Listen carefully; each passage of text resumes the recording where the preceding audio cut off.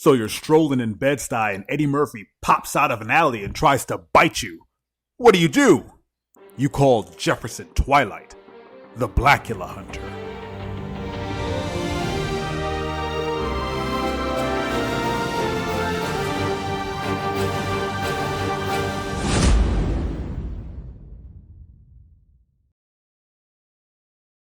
Hello, everybody, and welcome to another episode of the Super Black Podcast. I am, of course, your host, Wally Waldron, and this episode is very unique and very special to me. I think that all my episodes are special and unique because they're all my babies. But this one is different because up until now, I've been doing a lot of work kind of pawing my way through Marvel and DC to give you some really interesting information on their black characters. But this guy has nothing to do with those guys. We're not talking about Marvel. We're not talking about DC. We're not even talking about Vertigo and Image and all those great publications. I'm talking about Jefferson Twilight. Jefferson Twilight exists within the realm of dope animation. He is one of the many amazing personalities on the Adult Swim animated series, The Venture Brothers. Now, who is Jefferson Twilight? JT is a Blackula hunter. I know what you're thinking. Wally, don't you mean African American vampire hunter? No, I don't. When asked this very question, Jefferson Twilight smartly replied, no. Sometimes I hunt British vampires. They don't have African Americans in England. Touché semantics. Touché. So, a Blackula is not interchangeable with an African American vampire, which would only reside in the US. So, if you see a black vampire walking around Brooklyn, like let's say, Eddie Murphy, he would be a African American vampire. But everyone else around the world would just be a Blackula. Let's give you a little breakdown of what Jefferson Twilight looks like so you can open up that third eye, that mind's eye, and imagine what this guy is. Let's do this. So, Jefferson Twilight is a cross between the actual Blackula from the 1970s blaxploitation horror films and Marvel's Blade. So if you take those two characters and you mash them together, you got Jefferson Twilight pretty much, with a little bit of a surfer dude because he has this kind of this necklace on. Now this necklace is very important. It's a necklace of teeth. It's the teeth he's collected from the Blackulas that he's killed. Takes a strong, weird. I guess if you're hunting vampires, you're already strange. So collecting their teeth isn't really that weird, especially if you cut their heads off, which is what he does. So, in his introduction in the Venture Brothers, season 2, episode 8, he is seen tearing the fangs out of a Blackula. I think it's a French Blackula or a Creole Blackula. I can't really place the accent. It's very all over the place. But he tears the teeth out of it, and he says before he does, he's like, do you want me to take your head first because this is really gonna hurt? And then he does it anyway. And then he ends up taking the guy's head off. So the last thing that guy felt before getting his vampire head cut off was his fangs being forcibly ripped out of his head. And then later on, with the knowledge that later on those teeth will be on a string around this guy's neck. It's a messed up way to go. So we've covered that he's a cross between Blade and Blackula. He wears this weird puka shell-like necklace full of vampire teeth. He carries 2 swords, and he has a blood eye. Now, what is the blood eye? Well, the blood eye allows Jefferson Twilight to see Blackulas wherever they may be hiding. So, if you are a Blackula and Jefferson Twilight is coming at you, there's nowhere for you to hide. You can run, but you can't hide from the blood eye. It has already spotted you. He's coming right for you. He's going to need more string to make a longer necklace because he's taking your teeth. Now, on the off chance that you escape from Jefferson, I'm not saying you would. I'm saying on the off chance you get lucky and your vampire ass skitters into the dark, he doesn't catch you. his blood eye gets what he refers to as blue balls. I guess you can figure out what that's like. I'm assuming it's a headache. Like he just gets like this throbbing pain in his head. It's like, I didn't get him. I can't believe it.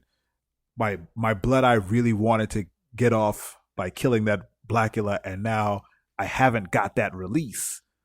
So now it's just in his head. It's a very uncomfortable way to think.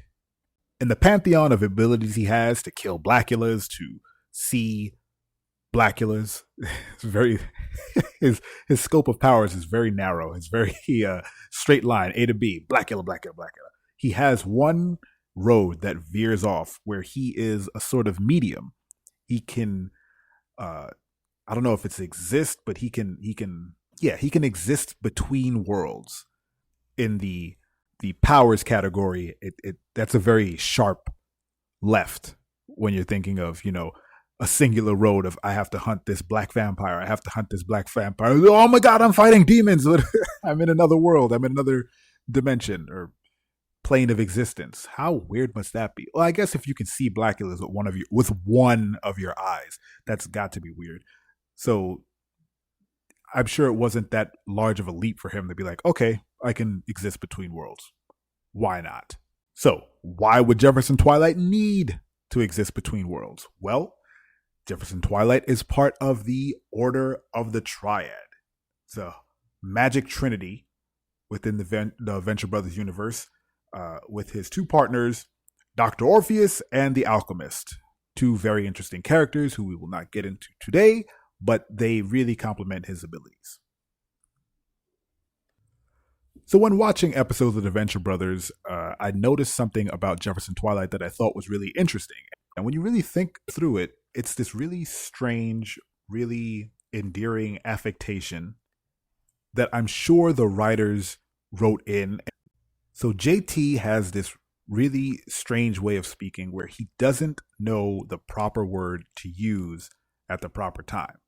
Or more aptly, he can't end sentences the way he wants. So let me give you an example of this quirky little speech pattern. So when Dr. Orpheus comes to recruit Jefferson Twilight in Jefferson's Venture Brothers debut, JT is in the middle of tearing the teeth out of that Blackula. Orpheus saves him by shooting the second Blackula that's behind him. Jefferson stands up, cuts the vampire's head off, and says, "Man, I haven't talked to you in like 16 years. You suddenly show up and rescue my... What gives? You rescued my situation." And at the end of the sentence, he has this weird look of sadness. Like his whole face gets a little dour.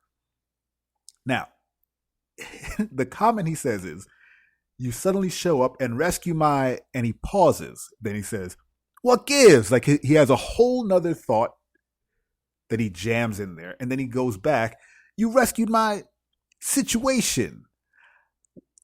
The word situation fits that sentence, but it's not the word you would think to use. You would say, "Oh, you saved my ass," or "You saved my butt," or "my tail," or "Man, you saved my life," or "Man, you really helped me out in this situation." But he picks a word that, while it works, it's kind of not right, but right. And he has that throughout the series. Like he has this weird, is it a tick or is it's just the way he speaks? Like his mind isn't firing to get that word he wants. So he kind of searches for it and then comes up with something that you wouldn't expect so much, but it's right. Here's another example. Later on in that exact same episode, they're interviewing for their own arch enemy. The Order of the Triad has been cleared by the Guild of Calamitous Intent. I know I'm talking gibberish to people who don't know what I'm talking about. You should really watch The Venture Brothers. This is all ridiculous stuff. It's great. Basically, the Guild of Calamitous Intent hires out henchmen and arch rivals to, super scientists and people who want to be superheroes. There. So the Order of the Triad, which is Jefferson Twilight, the Alchemist, and Dr. Orpheus, get cleared to have their own supervillain. So they're doing an interview with the guy who will then become their super villain. His name is Torrid. He looks like Iron Fist on fire. Like he's just he's in a jumpsuit with this big vampire cowl. That big cowl, but his head's on fire. He's a really cool guy, and I think he's from Australia. They tell Torrid you can have a seat, and he says, "Sitting is for the weak and feeble." Jefferson Twilight responds with, "I like this guy. He's full of beans and ants, fire ants." And then he sits back in triumph. This is why I said, like, he's fully aware that he's not getting the word that he wants, because when he gets the word that he wants, he celebrates. So when he says fire ants, he feels like that is an adequate end to that sentence. It's exactly what he wanted to say. It sums everything up. He feels like this guy is full of beans and fire ants. He sits back, crosses his arms, and smiles. And if you watch the scene, there's just, you know what? I'll take a picture of the scene and I'll put it in the show notes. It's this joyful, like, yeah, I did it. I got it. I finally got one. And I'll put the two faces up on the site so you can see.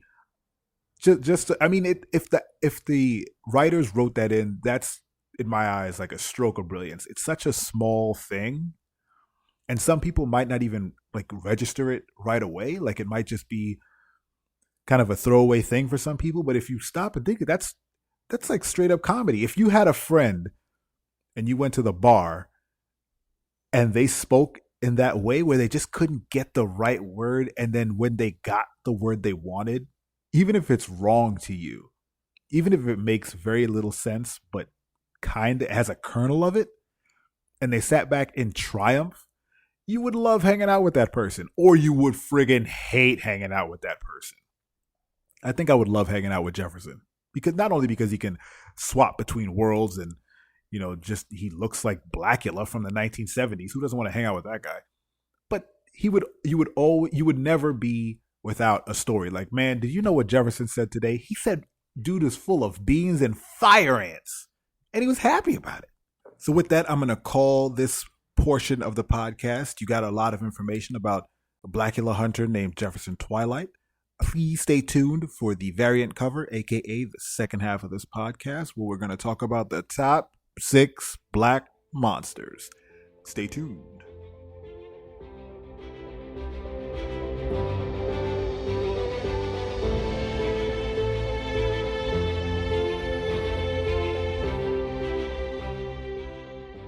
Welcome back. You are listening to the variant cover, and on this side of the podcast, we're going to be chatting about the top 6 black monsters. Ooh, how did I come up with this?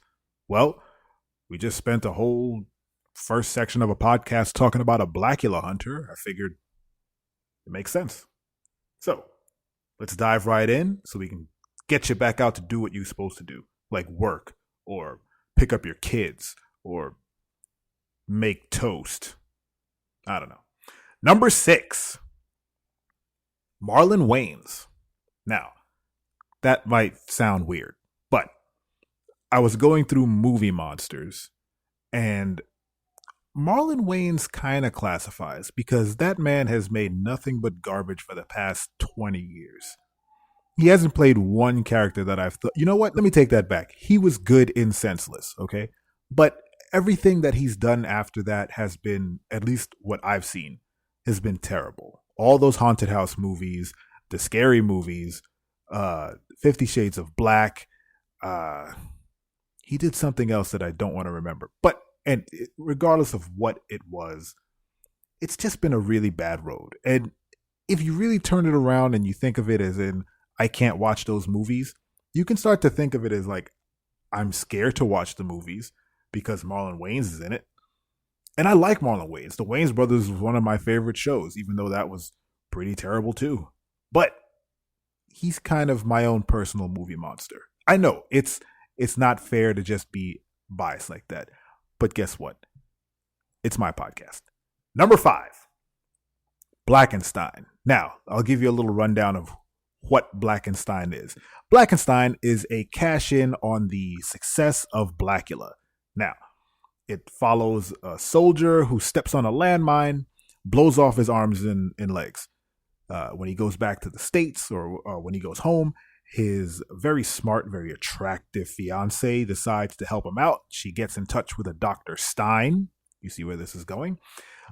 This Dr. Stein just won the Nobel Prize for quote unquote solving the genetic code. I don't know what that means. I am not smart enough. So Dr. Stein goes to work giving this dude new limbs. His evil assistant sabotages the process.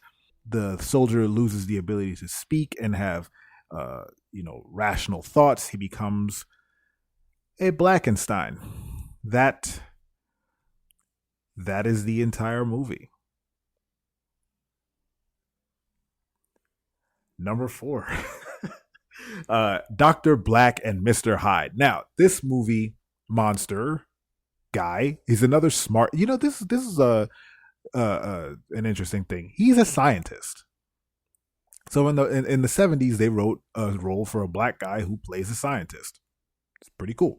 So this scientist is trying to cure liver disease, and in doing so, he creates a serum that makes black people turn into crazy white people.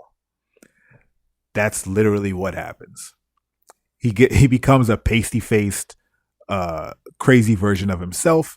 He goes on to try and kill a bunch of people, mostly prostitutes, and then at the end they gun his ass down. Now I put this guy on the list because let's face it, there's not a whole bunch of black movie monsters, and this was just one of the ones I found. I mean, it's a terrible name, Dr. Black and Mr. Hyde. I almost expected it to be Dr. J and Mr. Hyde. I would have believed that. That'd have been hilarious. But like, wow, the balls on you guys to just go Dr. J. But it's Dr. Black. There's no thought process behind that one.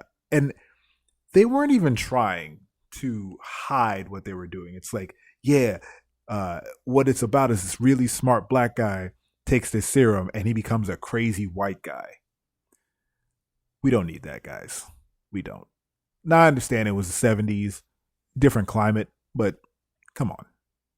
There's no subtlety in it at all. I don't know how to feel about it. How am I supposed to feel, guys? Number 3. We're getting into the core here. Those other 3 were whatever. Marlon Wayans, come on. I didn't even try with that one. Number 3, Blackula. The actual reason why we have this list. It's a black vampire. Now, if you look at what Blackula actually looks like, you get a good sense of what Jefferson Twilight looks like. And also, he looks kind of ridiculous, but he also looks kind of scary. If you've seen this movie, saw it back in the day, you'd be like, wow, it was a very successful franchise. It spawned a couple sequels and people really dug it because, it's a black vampire. And when you have a name like Blackula, the movie writes itself. It writes itself. And he's actually very recognizable. If you think of Blackula, you know exactly what he looks like. He has an afro with some he has an afro with these really weird sideburns. Not exactly sure who greenlit that choice for facial hair, but whatever. And of course he has the ridiculous Dracula getup that you would expect. He has a cape, he has a ruffled shirt, he has the giant weird eyebrows, big thick mustache, and that widow's peak that seems to go on to the back of his head and then come back around. He's actually a freaky looking dude. But Jefferson Twilight wants to kill that. I don't understand. I actually do understand why they picked Blackula as the inspiration for Jefferson Twilight. In the wiki for Jefferson Twilight, someone wrote that JT is based off of Samuel L. Jackson. Why is that everybody's go-to black guy to think that everyone's based off of him? He looks nothing like Samuel L. Jackson. First of all, Samuel L. Jackson is bald. Second of all, Samuel L. Jackson is loud. Third of all, Samuel L. Jackson always knows the right word to say. It's usually the word motherfucker. And fourth, I don't think Samuel L. Jackson hunts Blackulas. Not that he said or that I found out through my extensive research in following Blackula hunters. So whoever wrote that entry, I'm going to go in and try and change it. Looks nothing like he has hair. Samuel L. Jackson never has hair in anything he does ever. How could you even say? And they say that he sounds like Samuel L. Jackson. Ridiculous. But Jefferson Twilight looks like Blackula, and he hunts Blackulas. You get it? Number 2, Candyman. Candyman is an interesting choice because I think he's the only original black movie monster. I don't think there's another one. Well, no, that's not true. There's Bones, who is Snoop Dogg, and I think there's a couple others. I think Ghost Dog is a movie monster, but I think Candyman was the first original concept that genuinely terrified people. I mean, that guy's full of bees. Did you? That is a terrifying thing to just say. That man, Candyman, he's full of bees. He has a stomach full of bees. That's crazy. There are scenes in that movie where bees come flying out of his mouth. He died by having honey poured on him and bees stinging him to death. That's crazy. And to top it all off, he has a hook for a hand and he kills people with that hook. And he's played by Tony Todd, one of the scariest black guys you've ever seen in your life. In your life. Not my life. In your life. Tony Todd is a freak. That dude is amazing. He has a great voice, and he is terrifying. I think Candyman is one of the best horror monsters ever created. Would you consider the Jeepers Creepers monster a black guy? I'll take a poll. You guys let me know. Anyway, the number 1 in the top 6 black monsters. Michael Jackson from Thriller. Michael Jackson from the Thriller video is the greatest monster ever. The dude starts out as a jock, goes through one of the most frightening transformations in any filmed thing. When I was a child, I watched that thing and it terrified me to no end. I still have kind of weird vibes about watching the Thriller video. I'll sit down and watch it and be a man and be like, yeah, this is amazing. I love Michael Jackson. The man can sing. He was a prodigy. He's the best. He'll never be. But when that moment comes off, when he sits up and says, get away, I feel it, I almost want to look away if it didn't look so damn good. And he transforms into this freaky werewolf. When he becomes the werewolf, he's not scary anymore. He's just a dog guy, right? But that changing where the hands turn and the skin is tight and the teeth are sticking out of his face, you can almost feel his skin peeling away. I was frightened. You were frightened. Everybody was frightened. You know how you know everybody was frightened? He had to put a disclaimer on the video because the people thought he was promoting the occult with the video. It's no, he's stretching his artistic wings. When has anyone ever made their own horror movie as a music video? He goes through the crazy, freaky transformation that still haunts my dreams, nightmares, and anything I do. If I close my eyes, I can still see those yellow eyes. Then the music video kicks in and he becomes a zombie. No, wait. First, he becomes some sort of weird undead Pied Piper where he controls the living dead. He makes the undead dance for him. Then he reveals to us that he is also the undead.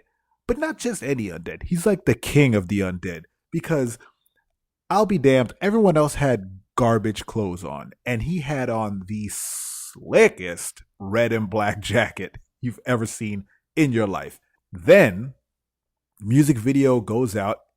The music video ends on a terrifying note where there's just a gang of zombies about to eat this one woman, and they close up on Michael Jackson's amazing makeup, and he's freaking terrifying. Then turns out it was all fake. She was sleeping. Everything was a dream. Mike is like, hey, let me take you home. And then he turns to the camera and his eyes go yellow. So he turns back into a friggin' werewolf. And then we have to listen to Vincent Price laugh at us for an extended period of time while the camera zooms in on that man's face. If that's it, just go back and watch that Thriller video, if not just because it's one of the greatest things ever created by a person, but just watch it in terms of a horror movie. And from start to finish, it's pretty friggin' scary. Michael Jackson is a great movie monster.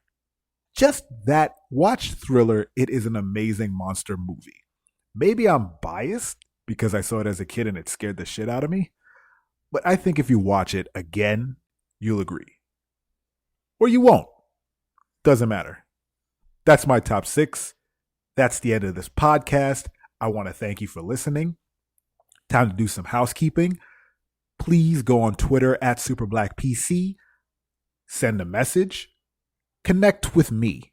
Let me hear what you guys want to hear on this podcast. I'd love to hear. You have any topics for the top 6 you want me to go through? That'd be fun. Maybe you want to be on the podcast. That can happen too. Anything is possible. It's a new age. It's a new world. Head over to facebook.com/SuperBlackPC. Like the page. I post all this stuff on the Super Black page anyway. So that'd be great too. And of course, please go to superblack.co. That's where you can find all the show notes for each podcast. You can see backlogs of podcasts, some blog posts, and just general fun stuff. Now, please subscribe on iTunes, rate and review. That'd be great. We are on Spreaker. We are on Stitcher. We are on TuneIn. So if you want to tell your Amazon Echo to play the Super Black podcast, it will do that. Thank you again for listening. I really appreciate it. Please tell a friend. Thanks for showing up. That's the end of this podcast. This has been the Super Black Podcast. And I'm out. Full stop.